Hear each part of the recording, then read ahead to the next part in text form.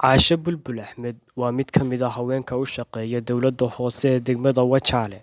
Waxa ay jacayl dhab ah u qaaday Aweys Bafo oo dadka qaarkiina u yaqaaneen nacala aabaha ku yaal. Caashe oo ka warbixinaysa jacaylka ay u qaaday Aweys Bafo ayaa sheegtay inay la ildarnayd muddo 2 bilood ah. Caashe oo lagu yaqaanay inay suuqyada magaalada Jigjiga ka dawaysato xilliyadii hore ayaa haatan waxa u soo wareegtay magaalada Wajaale, halkaasi oo ay u shaqeyso dowladda hoose ee dhanka Somaliland. Haddaba arrinta Caashe ayaanu jeclaysanay inaanu bulshada u soo bandhigno, balse Caashe waa ay diiday inay wejigeeda si rasmi ah u soo bandhigto.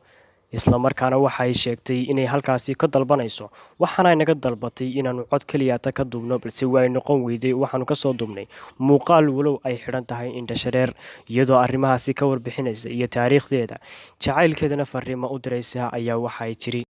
Bulbul Axmed oo ku nool magaalada Jigjiga u dhashay magaalada Jigjiga ku nool magaalada Wajaale, waxaan halkan ka salaamayaa Aweys Bafo oo aan muddo in badan jacayl u qabay. Waxaan leeyahay Aweys Bafo waan ku jeclahay. Waxaan kaloo leeyahay noloshiisii hore waxaan ku jeclaaday noloshiisii hore ayuu wax ka bedelay, waayo markii hore wuxuu ahaa nin xabagla ah, aniguna xabagley baan ahay. meelahaasaan ka seexan jiro, hataa dowladda hoose u shaqeeya, habeenkii iyo wadooyinka xeedha lacag wacanna waan qaataa. waxaan leeyahay Aweysow ii soo jawaab.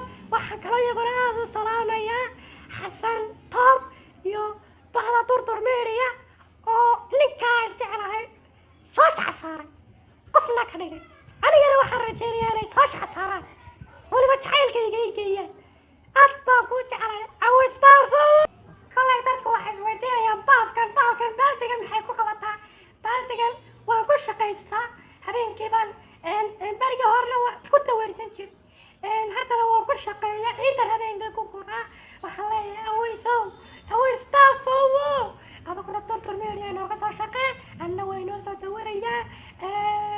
baalka waxaan ka buuxiyaa lacagta ka shilinka iyo birta iyo ka Somaliland intaba waan ka buuxiyaa. waxaan leeyahay Aweys Bafo waan ku jeclahay, iga raali ahaada.